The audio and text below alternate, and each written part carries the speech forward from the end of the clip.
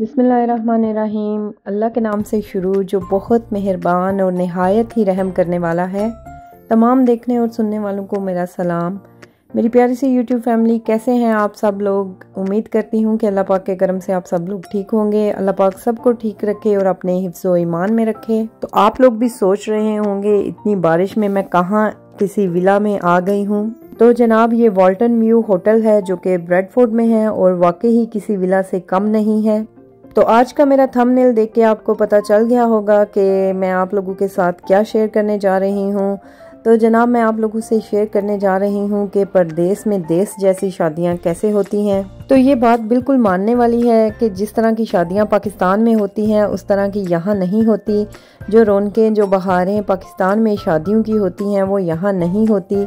लेकिन अब पाकिस्तान में भी वो चीज़ें आहिस्ता आहिस्ता ख़त्म हो चुकी हैं। यानी कि मेरा कहने का मतलब ये है कि पहले पाकिस्तान में शादियाँ हुआ करती थी तो जो दूर के मेहमान हुआ करते थे, जो दूर के रिश्तेदार हुआ करते थे, वो 2-2 3-3 दिन पहले आ जाते थे शादी वाले घर।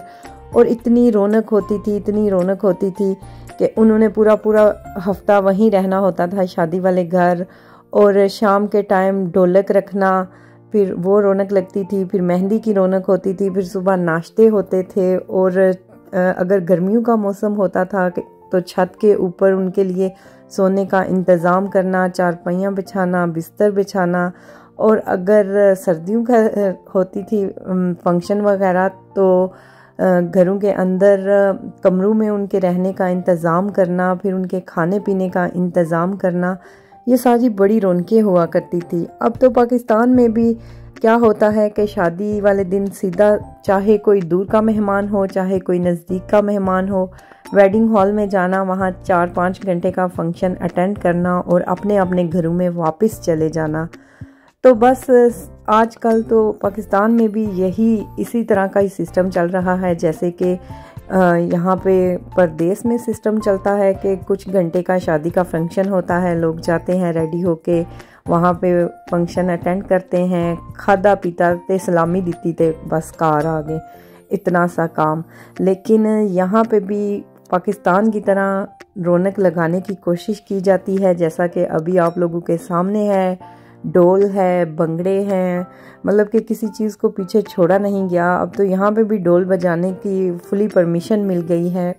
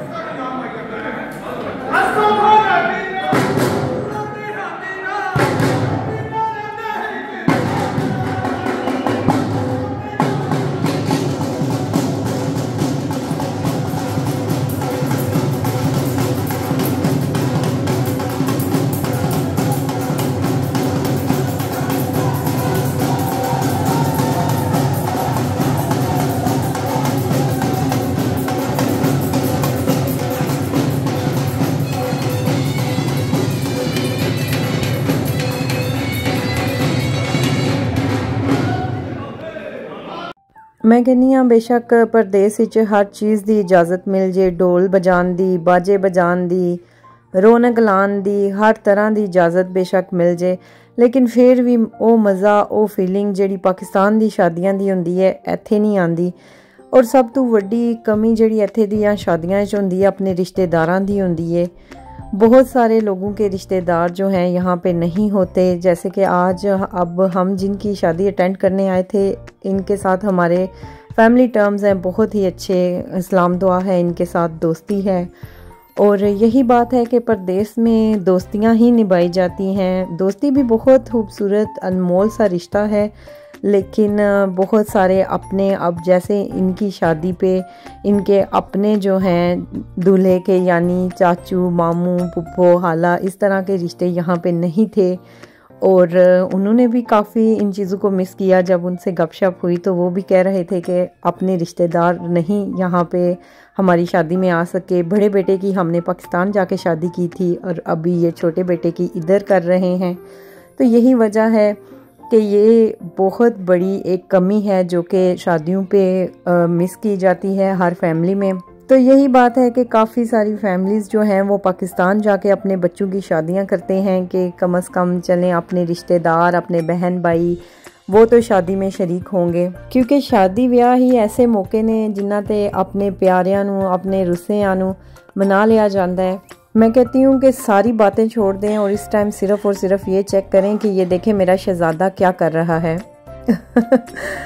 ਇਹ ਸਾਰੀਆਂ ਹੀ ਬੱਤੀਆਂ ਬੁਝਾ ਰਿਹਾ, ਉਹਨਾਂ ਦੀਆਂ ਫੂਕਾਂ ਮਾਰ ਮਾਰ ਕੇ ਉੱਥੇ ਜਿਹੜੀਆਂ ਬੱਤੀਆਂ ਲੱਗੀਆਂ ਨੇ ਉਹਨਾਂ ਨੂੰ ਐ ਤੱਕੋ ਕਿਵੇਂ ਬੁਝਾਈ जा रहा है। एकदम मेरी नज़र पड़ी, मैंने कहा बुराक किधर गया, अभी मेरे साथ बैठा हुआ था तो देखा तो ये स्टेज के ऊपर जाके जितनी भी कैंडल्स लगी हुई हैं इसके काम चेक करें। कैंडल्स ढूंढ ढूंढ के तो उनको ब्लो कर रहा है और कैंडल्स ब्लो करके तो बर्थडे सेलिब्रेट कर रहा था, साथ साथ बोल रहा था हैप्पी बर्थडे टू यू। तो मैंने कहा पुत्र बर्थडे नहीं है, असी शादी ते आए हैं। ये चेक करें ज़रा कितने मज़े से अपना शिकार ढूंढ रहा है कि किधर किधर कैंडल लगी हुई है तो उसको मैं ब्लो करूं। ये देखें,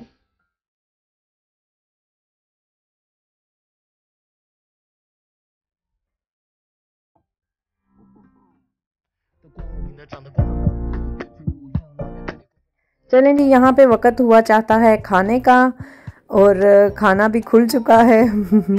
बहुत ही मज़े का, बहुत ही लजीज खाना था। पहले स्टार्टर से स्टार्ट हुआ, फिर मेन कोर्स आया उसके बाद, और बड़ा ही मज़े का खाना था। खाने तो वैसे भी सारे ही मज़े के होते हैं, या शायद मुझे ही हर चीज़ मज़े की लगती है।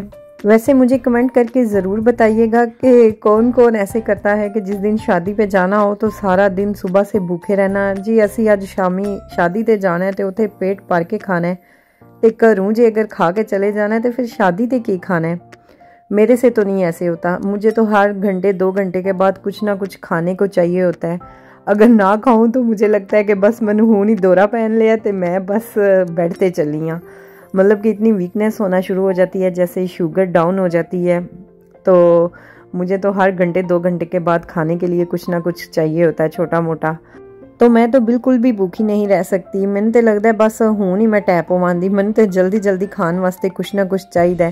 तो इसीलिए मैं अपने बैग में भी स्नैक्स ज़रूर रखती हूँ कि अगर खाना कहीं लेट हो जाए तो चलो आए छोटा मोटा खा लो। तो यहाँ पे ये देखें कितनी प्यारी बिद इन्होंने डेकोरेट की हुई है। इतने प्यारे प्यारे बॉक्स बनाए हुए हैं और बॉक्स के ऊपर जो है दूल्हे और दुल्हन का नाम लिखा हुआ है। और बॉक्स के अंदर था सारे मेवे और कुछ कैंडीज़ वगैरह थी।